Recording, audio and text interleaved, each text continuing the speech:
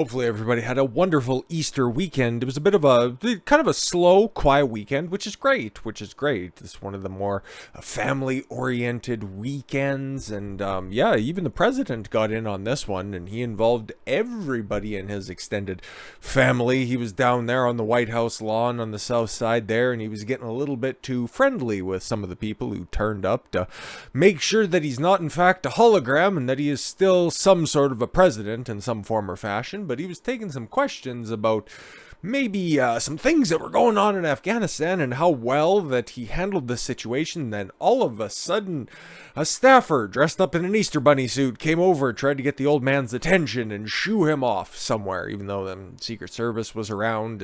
His old lady was there as well. I seen it and it's like, oh my fucking God, just let him roll down the hill alongside the dyed eggs as well, because it's just getting fucking sad at this point. Like, January 1st, 2023 can't get here soon enough so this old fossil can just shuffle off into eternity. Like, I don't wish anything bad on him, but for fuck's sakes, this is getting pathetic at this point. So here's a little bit of the upfront. So President Joe Biden was interrupted by the Easter Bunny at the White House on Monday. What did he try to appoint the Easter Bunny for fucking public health secretary or something like that? That's how clown world this fucking administration is.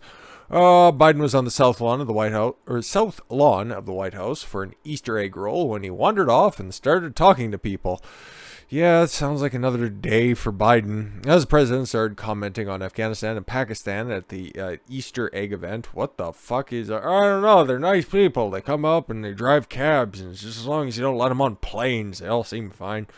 Costume staffer rushed up to him and started waving his hands to interrupt him. Because, well, we'll just play this without any sound, so you guys can see how embarrassing this is for everyone. You know, he starts as like, oh, Afghanistan, Pakistan, and then, oh God, oh, it's a big bunny, oh, we need to go, God, somebody call the cops, I'm being assaulted. Doesn't he look frightened? He looks so frightened. I gotta run that back here for a second. Oh, you can't see what the stupid viewer replies. So it looks like he's censored. And it's like he's just been absolutely shocked and scared. That poor old man. Just let him go home and sit in a rocking chair with a nice blanket on his lap and a fresh toddler to sniff every once in a while. Costume bunny figure redirected the president to the Easter egg roll event. Biden's press agent, Angela Perez, posted a picture of the bunny on her social media account, hopping onto a Zoom call. Oh God. Well, we all know the Easter Bunny was there, and obviously it was some Karen underneath of it, and who really gives a fuck? Megan Hayes, I guess. Don't know, don't care. But who else was there? How about that? Well, the first son, after all, and he couldn't find a tie pin, apparently. Fucking disheveled old fucker, but we've seen less flattering pictures of him, so hey, you take what you can get. But he brought out the first grandchildren, I think. Is that what it is? And, whatever his current squeeze is. Hunter Biden, whose questionable foreign business dealings are attracting more attention to him and his father, President Biden, showed up to the White House Easter egg roll on Monday with his wife and 2-year-old son in tow. Oh, but what about his other son that's out there, his other child? I'm not too sure if it's a son or not. You know, from that stripper up there. I think it was in Delaware. Yeah. The first son was spotted holding his own son, Bo. Oh, my son, Bo. No, you can't criticize me. My kid died of cancer. While wife Melissa Cohen Oive looked on during Monday afternoon's Easter celebration. Murderer. The first to be held at the White House since the COVID pandemic. Yes, we know it's serious. The first sighting of Hunter Biden since March 30th, the same day the Washington Post admitted the authenticity of emails Biden's infamous laptop, first reported by the New York Post a year and a half before. And imagine that, more information about the emails and the laptops have come out recently, and boy are they salacious. Hunter Biden worked with nephew of Boston crime boss on Chinese business venture. So we got China, Ukraine, and now we have the Mafia. Great. Wonderful. Is there anything left to be fucking discovered in these emails that could be any less incriminating? Just showing the connection between the Biden crime family and everybody else on Earth? Like, is there no shitty connections that these fuckers don't have? Jesus. Nephew of Boston crime boss, Whitey Bulger. Oh, good. was a business associate of Hunter Biden and played an active part in furthering his business ventures in China.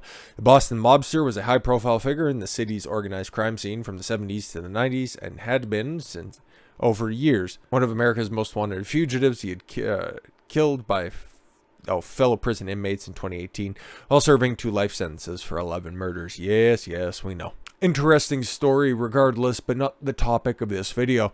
His nephew, James J. Bulger, is the son of former Massachusetts state senator and chairman of Boston-based investment counseling Thornton Group, which he co-founded with Taiwanese-American businessman Michael L. Chun-Liang. God, we should save some names for some other people. The company was a stakeholder in the investment firm Bohani Harvest RST Shanghai Equity Investment Fund Management. Can we shorten that? That'd be great. Oh, BHR Partners. There we go. Backed by major Chinese state financial institutions such as the Bank of China and China Development Bank Capital. Hunter Biden was an unpaid board member at BHR until April of 2020. According to his lawyer, he held a 10% stake. Was that for himself or for the big guy? In a firm as of last May, according to company records. Email threads dated 2014 and obtained by Fox News and the New York Post showed that 2 Thornton Group executives discussing with Hunter Biden and his associates issues such as securing a Chinese business license and meeting with senior Beijing officials for unspecified funds. Bulger, on January 27, 2014, forwarded an email from his colleague Mike Leonard, vice president of operations at Thornton, to Biden and his close business partner Devin Archer with the subject line, meeting with Chinese ambassador. Nothing suspicious about that at all. Come on now. A U.S. embassy staffer met with the former CEO of Bahani Fund in 2008 and wrote up a report on the meeting. He said, pretty interesting that someone at the embassy in Beijing would be interested in what the domestic Bahani PE fund was up to, thought you guys should see this.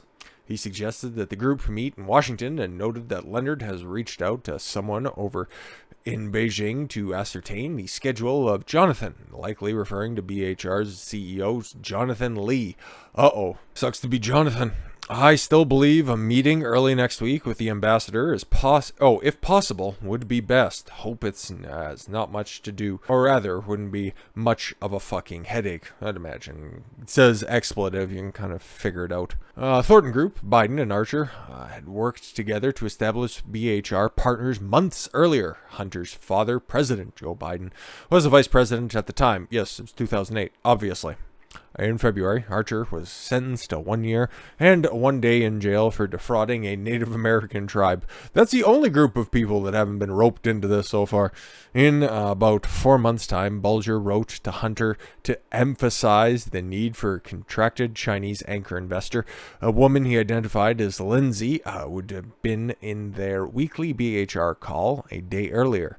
She was very clear, to all on the phone, that he, signing of an investment contract with Gaojin, something like that, or BOC, or PICC, is task number 1. The acronyms BOC and PICC likely refer to the Bank of China or the People's Insurance Company of China. That would make sense, don't you think? He went on to reveal interest in the investment totaling 10 billion won, roughly $1.6 billion at the time, from Gaojin. We need to keep this very simple in the beginning so we can get to the contract executed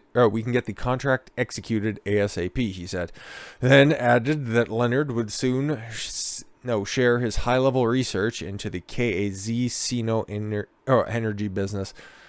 And we all know where all of those energy discussions wound up, now don't we?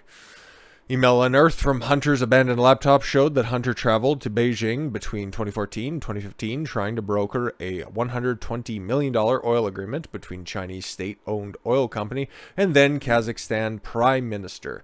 The same month, Joe Biden's brother-in-law, Jack Owens, also reached out to Hunter's requesting help for business license in China for his 2 companies, MediGuide America and MediGuide Insurance Services International. Yep. Really don't need to go any further in this, and we're practically done on it anyway, so It's funny, right? Because everybody and their mother can see that Joe Biden is not fit to be the president, at least any longer. Maybe at some point in time he could have been, but eventually the Democrats had to roll somebody out there, had to pass somebody through the fucking primaries, and they had the perfect situation, okay, in 2020. Then they had their guy up at the top, and why was it Joe Biden? Why was Joe always the one who was just getting pushed in the background? Because, all right, he already failed to run for president in 1984. Was that when he was trying to run to begin with? I think so. I'm pretty sure that's when it was, 84 or 88. And then he had to drop out. That was his time to run for president on his own if he wanted to. But ever since then, he's always been the guy who's right at the top of the Senate, but never going to be the first guy to come off the bench for the Democrats, right? And then he was assigned as being vice president for Barack Obama, mostly because just to placate the establishment types at the time, okay? Because you remember Barack Obama came out of nowhere. Another story for another time. He was just kind of selected and groomed for the position, and he was there. He was the half-black hope that was going to be up there, and he was going to usher in a new generation. But you needed to placate the base, so here's the goofy old Uncle Joe who's not really going to do anything. He's not going to rock the fucking boat, and he's just, going to take a little bit off the top and just kind of sit in his office and fly around on Air Force 2, do whatever the fuck he wants. But why was it this time around that he was the one who was going to come in and he was going to assume the role in the Oval Office? Mostly because, well, the Democrats didn't have anybody else there. And then, why he's there this time around? Look at how many connections he and his family has. He is the last vestiges of the Clinton Democratic Party. He's there to kind of just put a little bow on that establishment, okay? Because Kamala's from the school of Barack Obama, okay? Where did she cut her teeth? We can ask Willie Brown, but where did she learn her politics? In Chicago, okay? Where did Barack Obama get his start? Chicago, okay? So you're going to have that little handoff right there. And that's why this White House is set up the way it is. To transition from the old into the same policies, just, a different fucking brand of it. It's not by accident. It's not a mistake. All of this stuff is very fucking purposeful.